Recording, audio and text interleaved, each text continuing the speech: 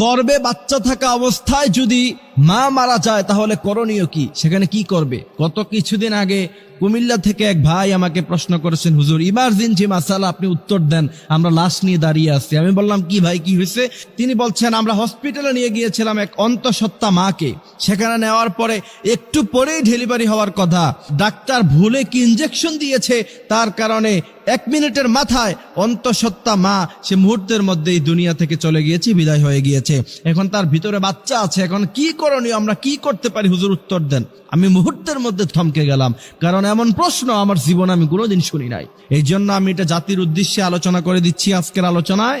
অবশ্যই আমাদের আলোচনা যারা শুনছেন, আদাল্লু আলাল খাইরি কাফাইলিহি, এই হাদিসের ইস্তেদলালে আপনারা এটাকে শেয়ার করে দিবেন বেশি বেশি, যাতে করে গোটা জাতি জানতে পারে। কারণ একটি মাসালা, আপনি আমল করেন অথবা না করেন, আপনি শিখলেন, বিশ্বনবী বলছেন নফল নামাজ পড়লে যে পরিমাণ সওয়াব, সেই পরিমাণ সওয়াব আল্লাহ পাক তোমার আমল নামায় দিয়ে দিবে।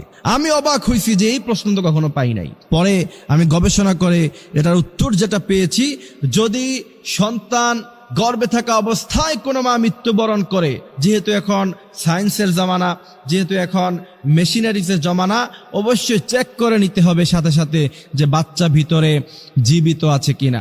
সাধারণত বাচ্চা, মা মারা গেলে বাচ্চা সাধারণত সাথে সাথে মরে যাবে। তারপরেও যদি কোনো কারণ আল্লাহ পাক তার হায়াত রাখে, সে যদি বেঁচে থাকে, অবশ্যই অপারেশনের মাধ্যমে বাচ্চাকে বের করে আনতে হবে।